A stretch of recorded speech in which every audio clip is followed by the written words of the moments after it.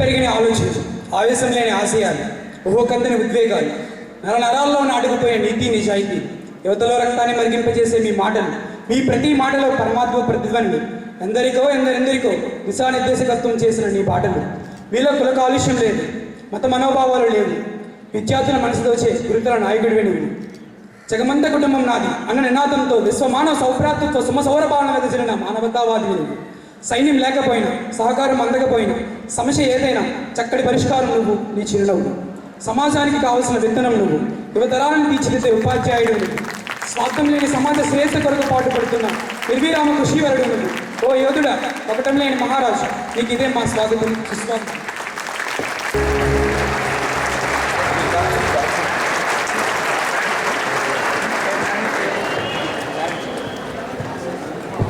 అందరికీ నమస్కారం.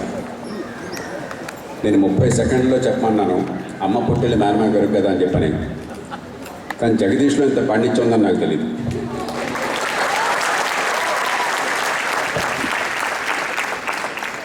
కాబట్టి నా గురించి చెప్పడం అని పక్కన పెట్టి, మన పిల్లల్లో, మన కుర్రవాళ్ళలో, మన అమ్మాయిల్లో ఇంతటి ప్రతిభా పాఠవాలు దాగున్నాయని అది అవకాశం వచ్చింది. కాబట్టి 30 సెకండ్లు దాటినా కూడా నేను ఊరుకున్నాను. నేను ఎక్కువసేపు సమయం తీసుకోదలుచుకోలేదు, ఎందుకంటే చాలా ఎండగా ఉంది. నీడన కనిపిస్తున్నా కూడా వేడితో మీరంతా కూడా చాలా కష్టంలో ఉన్నారు.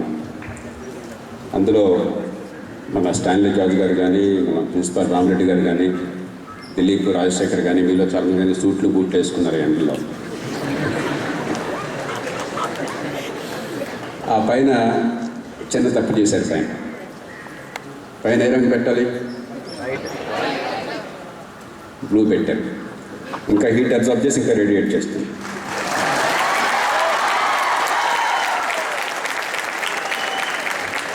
అంచేత ఎక్కువ సమయం మిమ్మల్ని ఇబ్బంది పెట్టండి.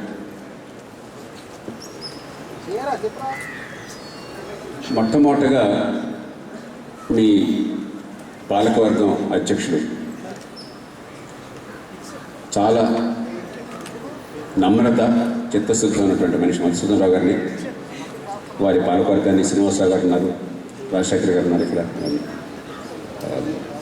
శివరామకృష్ణ గారు ఉన్నారు, అలాగే మీ ప్రిన్సిపల్ గారు రామారెడ్డి గారిని, వారి సిబ్బందిని, మీ అధ్యాపకులను మనసారా అభినందిస్తున్నాను. ఉత్తరాంధ్రలో వెనకబడ్డ ప్రాంతంలో ఓ మారుమూల ఓ గ్రామంలో మంచి ప్రమాణాలతో విద్యాసంస్థ నిలబెట్టి ఇన్ని వందల కాలేజీలు పుంఖానుగా పుట్టగొడుగుల్లాగా పుట్టుకొచ్చిన కాలేజీలు తెలుగునాటి 2 రాష్ట్రాల్లో ఉండగా కొద్ది కాలంలోనే ఒక మంచి స్థాయిని పొందడానికి ఎంతో శ్రమపడాలి, ఎంతో తపన ఉండాలి, చిత్తశుద్ధి ఉండాలి. మీ అధ్యక్షులు, ఉపాధ్యక్షులు, ప్రిన్సిపాల్ గురించి మాట్లాడే మాటల్లోనే అర్థమవుతుంది ఇక్కడ ఎంతటి చిత్తశుద్ధి, అంకిత భావం ఉన్నాయో. మామూలుగా ఒక కళాశాల అధ్యక్షుడు ప్రిన్సిపాల్ గురించి అంత గౌరవంగా మాట్లాడరు. ఏదో ఉద్యోగానికి వచ్చాడు, జీతానికి పనిచేస్తున్నాడు అని చెప్పి అనుకుంటారు చెప్తే. కానీ లక్ష్యం పిల్లల భవిష్యత్, లక్ష్యం మంచి విద్య అందడం. అది ఉన్నప్పుడు ఎవరు ఆ పిల్లలకు పనికొస్తే వాళ్ళని నెత్తిన పెట్టుకోవడం అనేది మంచి పాలకుల లక్షణం. గొప్ప అధ్యాపకులు, గొప్ప పాలకవర్గం, మంచి మనసు ఉన్నటువంటి అమాయక పిల్లలు నేర్చుకుందామని తప్పనుకోండి.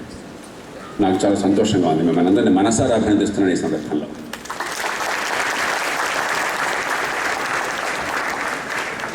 అయితే మీ ప్రిన్సిపల్ గారు, మీ సెక్రటరీ గారు, ఇంకా ఒకరిద్దరు ఒక మాట అన్నారు, 4 ఏళ్ళు కష్టపడి 40 ఏళ్ళు బాగుంటారని చెప్పాను. ఇది వాస్తవం కాదు అని చెప్పడం కోసం నేను వచ్చాను. అంటే 4 ఏళ్ళు కష్టపడద్దని కాదు,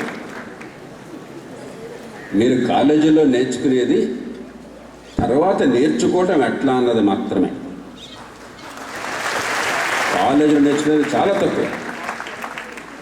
మీ విద్యాసంస్థ నేర్పేవి నేర్చుకోవటం ఎట్లా అన్నది, అది మర్చిపోయి మేము బాగా తెలుసుకున్న వాళ్ళం అన్నీ వచ్చినని వెర్రవీగితే జీవితంలో 100కి 99 మంది ఎందుకు పనికిరాని నేను స్పష్టంగా చెప్తున్నాను. ఇందాక జార్జ్ చెప్పినట్లుగా మనకేముంది, ఈ కాలేజీల్లో ర్యాంకులు మార్కులు రావాలంటే 3 ఏళ్ల క్వశ్చన్ పేపర్లు. ఏ యూనివర్సిటీది? జేఎన్టీయూ కాకినాడ కింద వస్తుందా? సో జేఎన్టీయూ కాకినాడ 3 ఏళ్ల క్వశ్చన్ పేపర్లు బాగా పట్టేస్తే ఆన్సర్లు ముక్కును పెట్టేస్తే ఫస్ట్ క్లాస్ డిస్టింక్షన్ గ్యారంటీ కదా.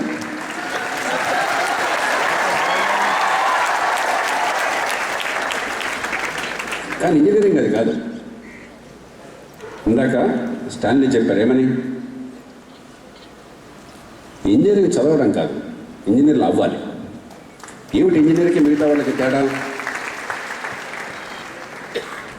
ఇది ఎక్కడి నుంచి వచ్చిందంటే, మీరంతా ఆర్కిమెడిస్ సంగతి గుర్తుంచుకున్నారా? గుర్తుందా? మర్చిపోయారా? అంతా 7th క్లాస్ 8th క్లాస్ మాకు ఏమన్నా ఉంటే ఎంసెట్ చదువుకున్నాం సార్, తర్వాత అక్కర్లేదు అనుకుంటాం.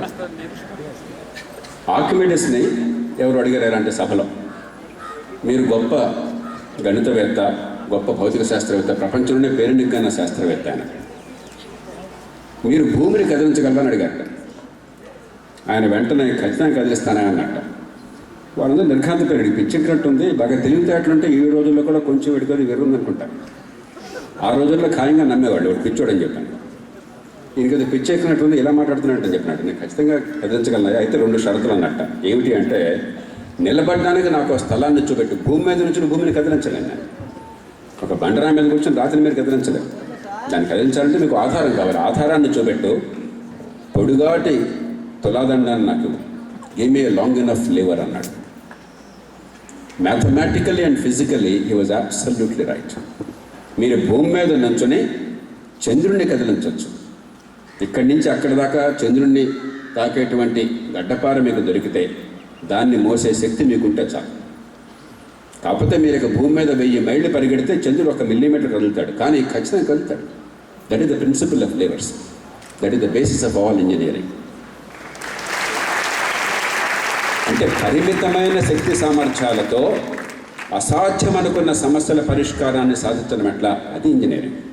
ఏ రంగంలోనే సరే, civil, mechanical, electronic, computers, information technology, automation, what ever. పరిమితమైన శక్తులు. మనిషికి మిగతా జంతువులకి తేడా పెద్దగా లేదు. మిగతా జంతువులు మనకంటే చాలా బలమైనవి. ఒక దున్నపోత మనం కొట్టినా డహమ్మ చచ్చిపోతాం, అంతే కదా. మానవ చరిత్రలో సౌత్ ఆఫ్రికాలో కేప్ బఫెలో అంటారు, కేప్ బఫెలో చంపినంత మందిని సింహాలు, పుళ్ళు కూడా చంపలే. ఒక ఏనుగు ముందు మనం అంతా అర్భకం. ఒక తిమ్మింగన ముందు ఊహించడానికే సాధ్యం, ఏనుగే అర్భకం. కాబట్టి మన పెద్ద బలవంతులమే కాదు. కానీ ఎందుకు మనిషి మిగతా జంతువులన్నింటినీ శాసించగలిగాడు? ఎందుకు మా భూమి చరిత్రలో ఏ స్పీషీస్, ఏ జీవం కూడా సాధించాడు? ఎందుకంటే పరిమితమైన శక్తితో అపరిమితమైన పనులు చేసేటట్లుగా మనిషి నేర్చుకున్నాడు.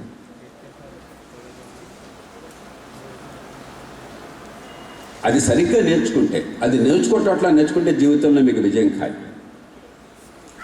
ఏదో మొక్కుబడిగా ఉద్యోగం కోసం చూస్తే ఉద్యోగాలు రావడం కష్టమే, వచ్చిన పెద్ద నగ్గడం కష్టమే.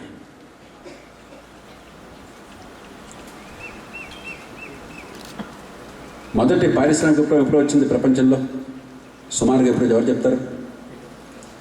Industrial revolution 1840. ఇంకెవరైనా చెప్తారా? ఏమా? 1750 1905. ఇంకా 1905 ప్రత్యేకంగా ఎందుకు గుర్తుకొచ్చిందమ్మా? ఆ సంవత్సరం రూసో జాపనీస్ వార్ అని చెప్పని రష్యా జపాన్ యుద్ధంలో జపాన్ గెలిచింది. మొట్టమొదటిసారిగా యూరోపియన్ పవర్ మీద జపాన్ ఒక ఏషియన్ పవర్ గెలిచింది. That was a momentous year for that reason, 1905. Okay, ఇంకా 1600 సుమారుగా, కరెక్ట్గా ఫలానా రోజు అని చెప్పడానికి లేదు, ఒక 70-80 ఏళ్ళు నడిచింది అది బ్రిటన్లో. 1660 నుంచి 1740 కాస్త అచ్యూట్గా చెప్పచ్చు. First industrial revolution was from 1750కి ఫస్ట్ రెవల్యూషన్ అయిపోయింది. ఏమిటి జరిగింది అప్పుడు? మొట్టమొదటిసారిగా కేవలం మన కండర శక్తి మీద, లేకపోతే మనం పోషించే జంతువుల కండర శక్తి, డొమెస్టికేట్ చేసాం కొన్ని జంతువులు, గుర్రాలు కానీ, మన ఆవులు కానీ, లేకపోతే మన దున్నపోతులు కానీ, గాడిదలు కానీ, వీటన్నింటినీ కూడా మనం ఉపయోగించడం నేర్చుకున్నాం.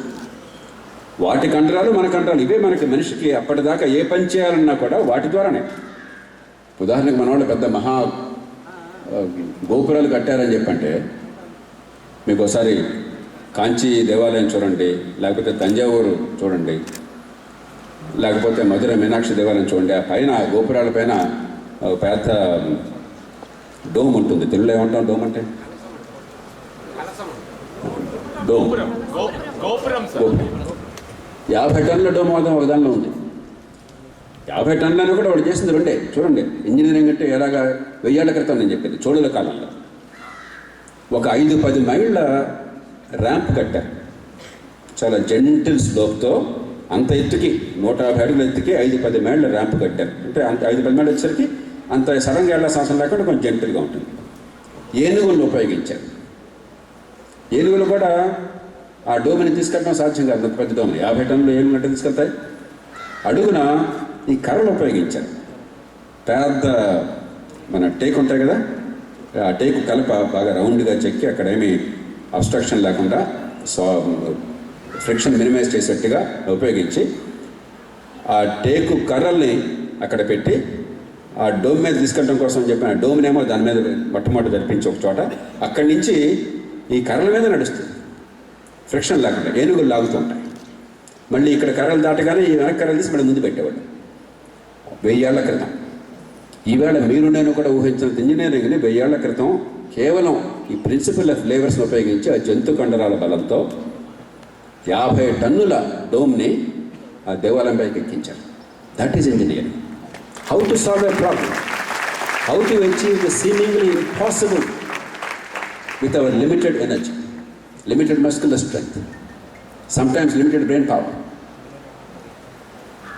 ఈ మధ్య కాలంలో చూస్తే దానికి ఆధారాలు దొరికినాయి. ఇప్పటికి కూడా రామ్ పొందిన ఆధారాలు దొరికినాయి. ఈ ఫస్ట్ రెవల్యూషన్లో ఏమైంది? జంతువుల మీద మనుషుల మీద ఆధారపడడం అవసరం లేదు. చాలా అది ఒక్కటే కాదు. For the first time we learn to use machines. Steam engine, that is the beginning of industrial revolution. అక్కడి నుంచి ఈ కాటన్ జిన్నింగ్, స్పిన్నింగ్, ఎందుకంటే దుస్తులు ప్రధానంగా కాబట్టి అక్కడి నుంచి. అంటే మనకు మానవ అవసరాలు ఏవైతే ఉన్నాయో అవన్నీ కూడా మొట్టమొదటిసారిగా మనుషులు జంతువుల కండశక్తితో కాకుండా యంత్రాల ద్వారా చేయడం అనేది మొట్టమొదటి నేర్చుకున్నారు. That's why it was great industrial revolution. దాంతో ఏమైంది? మ్యాస్ మ్యానుఫ్యాక్చరింగ్ సాధ్యమైంది. ఏదో పాపం ఒక ఆర్టిసాన్ కూర్చుని చాలా తంటాలు పడి చాలా కష్టపడి ఏదో పని చేసేవాడు. ఇప్పుడు అది వేలు టకటకా చేయడం సాధ్యమైంది. అప్పటిదాకా వర్షాలు పడితే అదృష్టం, వరదలు వస్తే మునిగిపోయాం.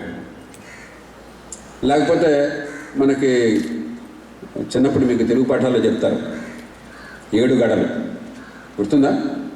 వాటిల్లో ఈ పెస్ట్స్ వస్తే, లోకస్ట్ వస్తే మొత్తం పంటంతా పోయినట్టే. కాబట్టి ఆ సంవత్సరం ఆర్థికంగా సమాజం పెరుగుతుంది తగ్గుతుంది అంతా దైవాధీనం. వర్షాలు బాగా పడితే అదృష్టం, చీడపీడలు లేకుండా ఉంటే అదృష్టం. వర్షాలు సరిగ్గా పడకపోయినా, ఎక్కువ పడిపోయి వరదలు వచ్చినా, చీడపీడలు వచ్చినా కూడా స్టార్వేషన్. అందుకే కొన్ని కోట్ల మంది చనిపోయాడు. ఆర్థికంగా ప్రగతి అనేది లేదు. 10,000 సంవత్సరాలుగా వ్యవసాయ విప్లవం వచ్చిన తర్వాత ప్రపంచంలో 10,000 సంవత్సరాలుగా ఆర్థికంగా ఎదుగులాగా అట్లా ఉన్నాం మనం సుమారుగా. Economic growth was not possible. It was stagnant world. మొట్టమొదటిసారిగా ఇండస్ట్రియల్ రెవల్యూషన్తో ప్రకృతి ఎట్లా ఉన్నా కూడా, వర్షాలు పడ్డా లేకపోయినా కూడా, దేవుడు అనుకూలించినా లేకపోయినా కూడా ఖచ్చితంగా గతం కంటే ఇప్పుడు ఎక్కువ సాధించగలిగినటువంటి విశ్వాసం కలిగింది మొట్టమొదటిసారిగా industrial revolution. And that created new kind of jobs. అప్పటిదాకా వ్యవసాయమో లేకపోతే ఆర్టిజాన్స్ పనిచేస్తే తప్ప వేరే ఉద్యోగాలు లేవు. కానీ మొట్టమొదటిసారిగా పరిశ్రమల్లో పనిచేసేవాళ్ళు, లేకపోతే ఫ్యాక్టరీ పొగ్గొట్టాలు ఉండేవి, చిమ్నీలు. ఆ చిమ్నీ క్లీనర్స్కి క్యాన్సర్ వచ్చిన తర్వాత పెర్సివల్ పాట్ అని చెప్పిన ఆయన ఆ చిమ్నీ ధూళంతా కూడా ఎక్స్పోజ్ కావడం చేత క్యాన్సర్ వస్తున్న తర్వాత కనిపెట్టాడు. కాబట్టి కొత్త వృత్తులు, కొత్త ఉద్యోగాలు వ్యవసాయం నుంచి పరిశ్రమలకి, పట్టణాలకి పోవటం మొట్టమొదటిగా వచ్చింది. ఆ రోజుల్లో వ్యతిరేకించిన వాళ్ళు లుడ్ అని పేరున్నారు. ఎప్పుడన్నా మీరు? ఇప్పుడు కూడా లుడ్డైట్స్ అంటారు. ఎవరు లుడ్డైట్స్? కొత్త సాంకేతిక విజ్ఞానం వస్తే వ్యతిరేకించి ఉద్యమాలు చేసేవాళ్ళు. మన దేశంలో చాలామంది లుడ్డైట్స్ ఉన్నారు. ఆ రోజుల్లో లుడ్ అనేవాడు ఒకడు, ఏంటిదంతా ఈ యంత్రాలు వచ్చేసి మా ఉద్యోగాలన్నీ పోగొడుతున్నాయి. మనకి ఇళ్ళ గ్రామాల్లో, మీరు చాలామంది గ్రామాల నుంచి వచ్చారు కదా, మీకు ఈ మధ్యకాలంలో కొంత కరెంట్ వచ్చాక మారింది. కానీ మీరు రూపాయలు రోజు పొద్దున్నే అమ్మని దోశ చేయమని అడుగుతారు. మీరు మీకేమైనా మాట దోశ చేయమని చెప్పాను. దోశ పిండి రుబ్బడం అంటే చచ్చేవాడు పాపం రోజుల్లో. పచ్చడి చేయాలంటే పచ్చడి రుబ్బటమే. ఇక్కడ మీ తల్లుల్ని మీ తల్లుల కంటే మీ తాతమ్మని అడగండి, మీరు చెప్తారు. కాబట్టి అవన్నీ పనులు. ఆ పనులన్నీ పోయి క్రమంగా యంత్రాలు వచ్చేసరికి ఈ పనులు అయిపోయింది. ఈ పని అవసరం లేదు. లేకపోతే బియ్యం ఉందనుకోండి, ధాన్యం ఉందనుకోండి, దంచాలి. దంచడమే పని, మిల్లింగ్ లేదు. మిల్లు రాగానే దంచేవాళ్ళు అవసరం లేదు. మధ్య కావాలనుకోండి చిలికేవాళ్ళు. ఇంకా గ్రామాల్లో కొన్ని చోట్ల ఉంటాయేమో, మరి కవ్వాలు చిలకడం నాకు తెలియదు, చిలికేవాళ్ళు. ఈ మెషిన్స్ రాగానే దాని అవసరం ఉండదు. కాబట్టి దాంతో ఏంటి, పాత రకం ఉద్యోగాలన్నీ పోయినాయి, కొత్త ఉద్యోగాలు వచ్చినాయి. ఈ లుడ్ అనేవాడు ఇదేంటిది, మా ఉద్యోగాలన్నీ పోతున్నాయి, ఇదేంటని చెప్పి వెళ్ళి ఒక 100 మంది మీలాంటి కుర్రాళ్ళని తయారు చేసుకుని మంచి బడితెగరలు పెట్టుకుని ఆ యంత్రాలను ధ్వంసం చేయడం ఆయన లక్ష్యంగా పెట్టుకున్నాడు. వాడిని లుడ్ అంటే, వాడు లుడ్డైట్ మూమెంట్ అంటారు. ఇప్పుడు కూడా లుడ్డైట్స్ ఉన్నారు. ఆనాడే ప్రారంభమైంది 17వ శతాబ్దంలో. ఇది first industrial revolution. It change the world. You are all products of that in many ways. అది లేకపోతే మోడర్న్ ఇంజనీరింగ్ లేదు. మరి సెకండ్ ఇండస్ట్రియల్ రెవల్యూషన్ ఎప్పుడు వచ్చింది, దేంతో వచ్చింది, ఎవరు చెప్తారు? What is the base of the second revolution? Imagine, యంత్రాలు వచ్చినాయి. నెక్స్ట్ ఏంటి మేజర్ స్టెప్ ఇండస్ట్రియలైజేషన్లో? ప్రింటింగ్ ఎప్పుడో 1000 ఏళ్ల క్రితం వచ్చిందమ్మా, చైనాలో. China is the first great innovator of almost everything in the world. So printing started in China, paper started in China, gun powder started in China, compass started in China. So many great things started in China, long ago. Nothing new. Exports and imports, raw materials. Electricity. Steam engine వచ్చింది కానీ electricity లేదు. ఆ బొగ్గు లేకపోతే కర్రలో వాడడం తప్ప యంత్రాలకి electricity అనే concept లేదు.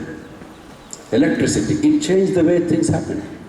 ఎందుకని ఇప్పుడు దాకా ఫ్యాక్టరీలో మాత్రమే యంత్రాలు ఉపయోగించేది ఇంట్లో సాధ్యం. లైటింగ్ సాధ్యం, మీ ఫ్యాన్స్ సాధ్యం, ఇంట్లో యంత్రాలు సాధ్యం. అలాగే ఫ్యాక్టరీలో ఈ పొల్యూషన్ లేకుండా సాధ్యం. మీరు అక్కడి నుంచి ఫ్యూయల్ని తరలించకుండా ఎక్కడి నుంచో శక్తి స్వరూపాన్ని ఎలక్ట్రిసిటీ ద్వారా తీసుకొచ్చేసి అక్కడ పనిచేయడం సాధ్యం. It change the world. The second revolution with electricity and industrialization based on electricity. Then came the third revolution. ఏమిటది? ఎలక్ట్రానిక్స్. Diode, triode. మా మాస్టర్లు చెప్తున్నారు కదా మీకు. మీరంతా మెజారిటీ అంతా ఈసీఈ, ట్రిపుల్-ఈ, కంప్యూటర్స్, ఐటీ ఇదే కదా. Electronic, transistor, electronics revolution. In many ways your all the products of the second revolution and third revolution. మనందరం ఇళ్లలో చూసింది ఈ సెకండ్, థర్డ్ రెవల్యూషన్స్ ప్రొడక్ట్స్. ముఖ్యంగా లాస్ట్ 20 yearsలో నేను ఐఏఎస్ రాజీనామా చేసి లోక్సత్తా పెట్టాక కూడా, ఉద్యమాన్ని పెట్టాక కూడా ఇంటర్నెట్ అంటే తెలియదు. నేను మొట్టమొదటిసారి గవర్నమెంట్ నుంచి బయటకు వస్తున్నప్పుడు ఒక చర్చాపత్రం ఒక 55 పేజీలు రాశాను. ఎందుకు, ఏమిటి, ఈ దేశంలో సమస్య ఏమిటి, పరిష్కారం ఏంటి, మనం ఏం చేయాలని చెప్పి ప్రజలకు అర్థమయ్యే రీతిలో. ఇతర దేశాల్లో ఉన్న మిత్రులు చాలామంది మాకు పంపించండి అని చెప్పన్నారు. అలాగే నేను పోస్ట్ చేస్తాను, మీ అడ్రస్ నాకు పంపించండి అన్నాను. అదేం అక్కర్లేదు, మీరు నాకు ఈమెయిల్ చేయండి, నేను మిగతా వాళ్ళకి పంపిస్తాను. ఆ ఈమెయిల్ అదేంటని అడిగాను 1996లో. నిజంగా నేను ఈమెయిల్ అనేది వెళ్ళాను అప్పటిదాకా. అప్పుడే మన దేశానికి ఇంటర్నెట్ రావడం మొదలెడితే అప్పుడే. అంటే మీకు చెప్పడం కష్టం, కానీ ఈ సాఫ్ట్వేర్ టెక్నాలజీ పార్క్ ఒకటి ఉంటుంది, అక్కడికి వెళ్తే డైరెక్టర్ మీకు ఏర్పాటు చేస్తాను. డైరెక్టర్ గారు ఫోన్ చేయగానే నేనని చెప్పగానే వెంటనే 2 సార్లు తప్పకుండా అన్నాడు. నేనే స్వయంగా వెళ్ళాను, అసలు చూద్దామని చెప్పాను. మా వాడిని పంపించవచ్చు. వెళితే ఆయన వెళదాం సార్ అని చెప్పి ఆయన కంప్యూటర్ రూమ్ తీసుకెళ్ళాడు. అప్పటిదాకా ఎలక్ట్రానిక్ టైప్రైటర్ తెలుసు నాకు. ఈ గొడవ నాకు తెలియదు. వెళ్ళాక మా వాడు ఏదో ఫ్లాప్ ఏదో డిస్క్ ఏదో పెట్టాడు అక్కడ. ఆయనేమో దాన్ని అట్లా లోపల పెట్టాడు, ఇట్లా నొక్కాడు, వెళ్ళిపోయింది అన్నాడు. ఎక్కడికి వెళ్ళిపోయింది అన్నాడు. మీరు ఎక్కడికి వెళ్ళి అమెరికా వెళ్ళిపోయింది అన్నాడు. ఇదేంటండి మీరు ఇట్లా అన్నారు, అమెరికా వెళ్ళిపోయింది అంటారు, నాకే అర్థం కదా. నేను నిజాయితీగా చెప్తున్నాను, 21 ఏళ్ల క్రితం ఎలా ఒక 55 పేజీలో 100 పేజీలో డాక్యుమెంట్ ఫ్లాపీయో లేకపోతే డిస్కో పెట్టి అలా బటన్ నొక్కగానే ప్రపంచంలో ఎవరికి కావాలంటే అక్కడికి ఆ క్షణంలో వెళ్ళిపోయింది అన్నది నాకు ప్రపంచం ఎంతో కొంత చూసినామండి. కానీ నాకు దిగ్భ్రాంతిని కలిగింది. ఇప్పటికి కూడా దిగ్భ్రాంతి. ఇప్పుడు జరుగుతుందని తెలుసు కానీ ఎలా జరుగుతుంది ఎప్పుడే నాకు తెలియదు. But the point is the world has changed in a way that we cannot imagine. ఈ 20 ఏళ్లలో నేను బహుశా కొన్ని వేల పేజీలు రాసుంటాను, కొన్ని వేల సమావేశాల్లో ప్రపంచం అంతా దేశం అంతా పాల్గొంటాను. 10,000 దాటుంటాయి బహుశా సమావేశాలు. 10,000 పేజీల పైన రాసుంటాను. రాత్రికి నిన్న 16 పేజీలు రాశాను ఇక్కడికి వచ్చే ముందు. ఇది హైదరాబాద్. దానికి రీసెర్చ్ చేయాల్సి వచ్చేది. ఎందుకంటే నాకు ఒక మొండి పట్టుదల. నేను ఒక మాట మాట్లాడితే, ఒక వాక్యం రాస్తే 50 ఏళ్ల తర్వాత ఎవరైనా చదివినా కూడా దానిలో తప్పు ఉండడానికి వీలు లేదు. చారిత్రక సత్యాలు ఉంటాయి తప్పని ఇన్ని వేల పేజీలు ఇన్ని వ్యాసాలు రాసినా కూడా బహుశా ఒకటో రెండో చిన్న పొరపాట్లు దొరికినాయి. ఇప్పటికి కూడా నాకు చాచా అనిపిస్తుంటుంది. ఎందుకని ప్రతిదానికి రీసెర్చ్ చేయాలి. ఏదో గుర్తుంటుంది, స్పష్టంగా గుర్తుండదు. ఉదాహరణగా లెనిన్గ్రాడ్ సీజ్లో, అలాగే స్టాలిన్గ్రాడ్ సీజ్లో మార్షల్ జుకోవ్ అని చెప్పి ఉన్నాడు. అది స్టాలిన్గ్రాడ్ సీజ్లోనే లెనిన్గ్రాడ్ సీజ్ ఒక సంఘటన జరిగింది.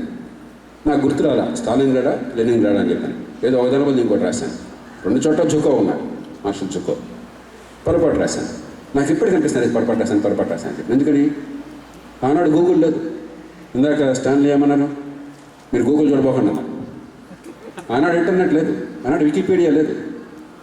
పుస్తకాలు చదవాలి, పుస్తకాలు మీ యాక్సిడెంట్ పోవచ్చు. ప్రయాణం చేస్తుంటే ప్లేన్లో రాసేవాడిని, ట్రైన్లో రాసేవాడిని, విదేశాల్లో ఉంటే అక్కడ కూర్చొని రాసేవాడిని, ప్రయాణానికి వెళ్ళిపోతుంటే 3 వారాలతో మొత్తం ఇప్పుడే రాసేవాడిని పబ్లికేషన్ కోసం అని చెప్పని.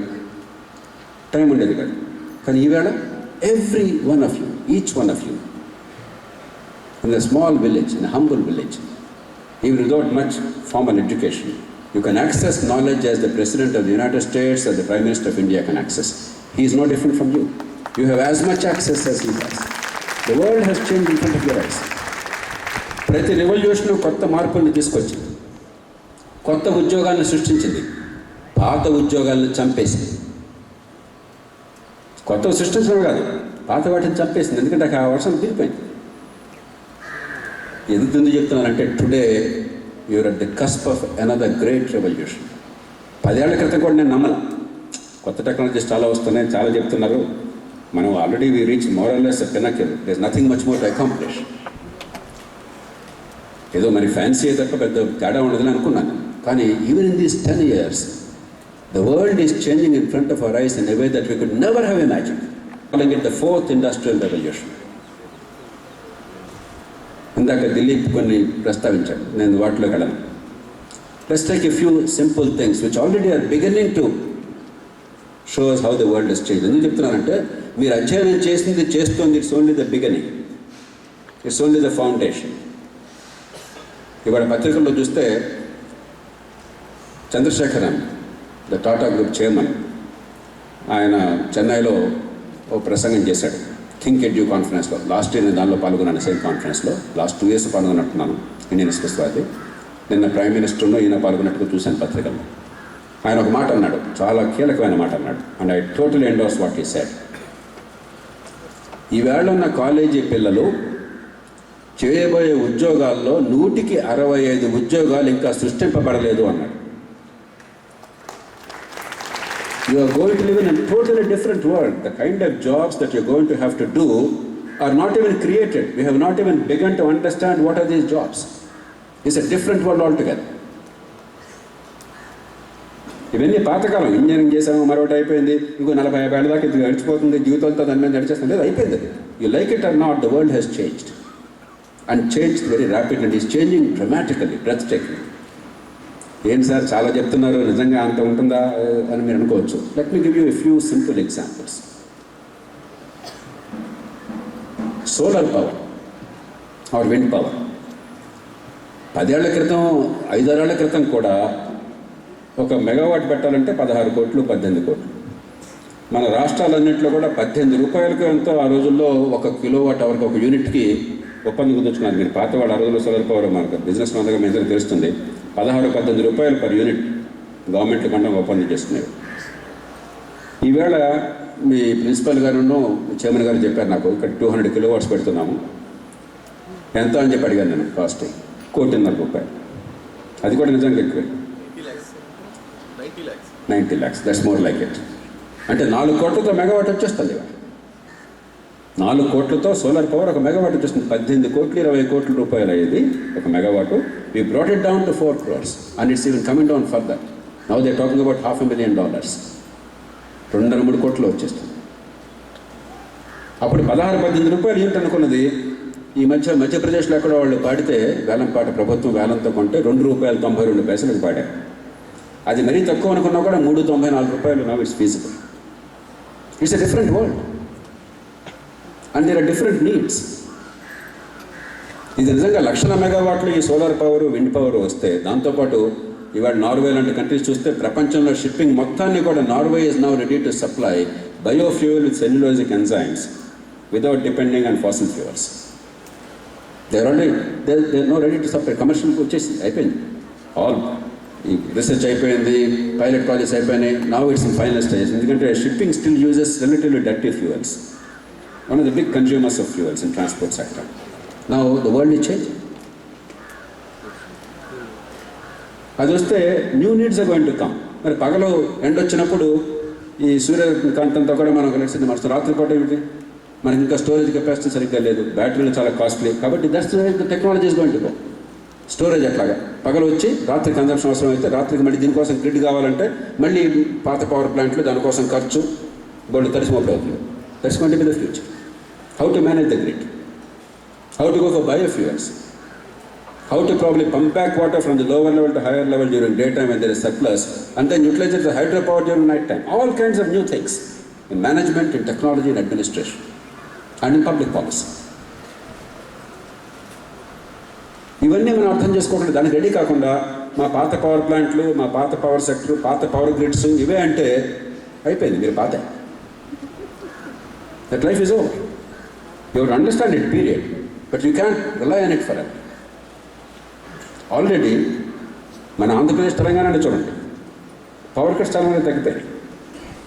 మోర్ ఇంపార్టెంట్, ఎప్పుడైతే మనం మన ఇళ్లలో కానీ లేకపోతే ఇలాంటి పెద్ద యూనిట్స్లో కానీ ఫ్యాక్టరీస్లో కానీ ఈ సోలార్ పవర్ పెట్టడం మొదలెట్టామో మీకు డిమాండ్ తగ్గిపోయింది, కొనేవాడు తగ్గిపోయాడు. ఈ ట్రెడిషనల్ ఫ్యూయల్స్తో కన్జంప్షన్, పాత కన్జంప్షన్ కొనేవాడు తగ్గిపోయాడు. పూర్వకాలం పవర్ ప్లాంట్ పెడితే ఏ రేట్ అయినా సార్ కొంటారనేవాళ్ళు. మాకు ఒక స్టాండర్డ్ టెక్టమ్ ఉండేది, no power is costlier than any power. ఎంత రేటులో పెట్టు, పవర్ లేకుండా ఇంత కాస్ట్ ఎక్కువ. కాబట్టి ఎంత ఖర్చు అయినా పవర్ కావాలి మందని. ఇవాళ అది పోయింది. Now you cannot afford high cost power because there is low cost power. It's change in the world in front of our eyes. Global warming ప్రపంచంలో భయపడుతున్న రోజుల్లో బహుశా ఇంకా 5-10 ఏళ్లలో dramatic advances are going to happen and dramatic investment is coming. Take a second example. Uber విన్నారా మీరంతా? ఇక్కడికి వచ్చిందా? వైజాగ్ వచ్చి ఉంటుంది కదా, విజయనగరం వచ్చిందా? ఇంకా విజయనగరం రాలేదా? ఏమిటి, what is the speciality of Uber? These are called aggregators. విన్నారు ఎప్పుడు నా పదం? అగ్రిగేటర్స్ అంటే మన దగ్గర నిరుపయోగంగా పడి ఉన్నటువంటి వనరుల్ని అగ్రిగేట్ చేసి అందరికీ పనికొచ్చేట్టుగా మార్చేందుకు ఇవాళ information technology is now giving us the opportunity. పూర్వం ఛాన్స్ ఉండేది కాదు. నా దగ్గర 10 ఏళ్ల క్రితం ఒక ఆయన వచ్చారు, ట్రక్కులకు ఎలా చేయాలని చెప్పి నేను రీసెర్చ్ చేద్దాము, ఒక 100 కోట్లు పెట్టుబడి కావాలంటే నేను కొంతమందిని ఆయనకి టైప్ చేశాను, ప్రయత్నం చేయండి అని చెప్పాను. వెంచర్ క్యాపిటలిస్ట్ వారు ఉన్నారని చెప్పాను. సేమ్ ఐడియా ఈ కేమ్ పెట్టాను. అగ్రిగేటర్స్ అనే పదం వాడలేదు కానీ. సో అగ్రిగేటర్స్ ఏం చేస్తున్నాయి మనకి ఇవాళ? మోటార్ కార్స్ ఇవాళ ప్రపంచంలో గత సంవత్సరం 2016లో 8,80,00,000 మోటార్ కార్లు ప్రొడ్యూస్ అయినాయి. Motor cars and light commercial vehicles 8,80,00,000. రోజుకి సుమారుగా 2,30,00,000 ఎన్నో 2,30,000 రోజుకి either cars or light commercial vehicles ప్రపంచంతో ప్రొడ్యూస్ అవుతాయి. The whole world in the past 50-60 years has treated automobile sector as the fulcrum of economic growth. In India, Chennai has become the hub, but we are still very small. But globally, about 5% of all the manufacturing workers in the world in automobile sector. If you add other services associated with automobiles, 50 million workers in the world are employed in automobile sector. ప్రపంచంలో చాలా దేశాల్లో ఆర్థిక వ్యవస్థ ఎట్లా ఉంది అంటే automobile sector ఎట్లా ఉంది. అమెరికా పోతే డెట్రాయిట్ ఎట్లా ఉంది, జర్మనీ పోతే వోక్స్వాగన్ ఎట్లా ఉంది, BMW ఎట్లా ఉంది. That determine the way the economy of the countries. కానీ అగ్రిగేటర్స్ ఏం చేసినాయి? It is turned everything upside down. మీరు ఇంకా పూర్తి ఇంపాక్ట్ చూడాలి, because there are some political and legal and administrative and other problems. But అది ఫుల్గా రియలైజ్ అయితే the world is going to change in front of our eyes in a way we cannot imagine. మనందరికీ car కొనడం అనేది ఒక సరదా, ఒక aspiration. ఆ అమెరికా వాడిని చూసి మనందరం నల్ల పడిపోయాం.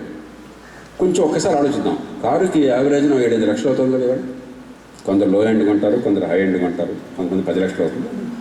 మరి సరదాగా విలాసం కావాలంటే 30 లక్షలు అవుతుంది, 50 లక్షలు అవుతుంది, 1 కోటి అవుతుంది. మరి ఇక్కడ పేపర్లో చూసాను, అక్కడ 3 కోట్ల రూపాయలతో కొన్నామంటే ఆయన కారు. బెంగళూరు అవుతున్నాం, ఇష్టం ఎవరు ఇష్టం అవ్వదు. బట్ 7-8 లక్షలు 10 లక్షలు అవుతుంది, అంటే 10 లక్షల రూపాయలు కొన్నారు. ఎంతసేపు మీరు కార్ డ్రైవ్ చేస్తారు యావరేజ్నా? మీరు చెప్పండి శివరామకృష్ణ గారు, యావరేజ్ రోజుకి ఎంతసేపు డ్రైవ్ చేస్తారు కారు? 1 or 2 hours బాగా ఉంటాయి. చాలామంది ఇంట్లో పెట్టి పూజ చేస్తారు, ఓ పావు గంట అరగంట. ఏదో కారు ఉందనే కానీ కారు తీసే అవసరం కూడా ఉండదు, అంతే కదా? అంటే 10 లక్షల రూపాయలు కేవలం 3-4% సమయానికి అలా పెట్టాం అంతే. మిగతా టైం అంతా పూజ చేస్తున్నాం. ఆ ఖర్చు అంతా మందే. దాని మీద వడ్డీ, దాని డెప్రిసియేషన్, మళ్ళీ కొత్త కారు కొనడానికి రీప్లేస్మెంటు, మరి లోన్ తీసుకుంటే లోన్ మీద వడ్డీ, ఇవన్నీ ఉంటాయి కదా. మళ్ళీ కొన్నాక మళ్ళీ వెంటనే మర్నాడు అమ్మాలని చెప్పంటే నిన్న 10 లక్షలు కొంటే వాడు 7 లక్షలు అంటాడు. చేయి మారితే చాలా ఏం చేయ, 1 కిలోమీటర్ కూడా డ్రైవ్ చేయక్కర్లా, పేరు మారితే అయిపోయింది. అయినా మనం కొంటాం, ఎందుకని అవసరం అనిపిస్తుంది కాబట్టి. రెండోది, మీ పార్కింగ్ స్పేస్ కారుకి ఎంత అవసరం అవుతుంది? రఫ్గా ఒక 20 square meters అందాజుగా వేసుకోవచ్చు కదా కారుని బట్టి. 1 square meter అంటే విజయనగరంలో ఖరీదు ఎంత ఉంది ఇవాళ? ఏం బాబు, స్క్వేర్ మీటర్ గజం ఎంత ఉంది?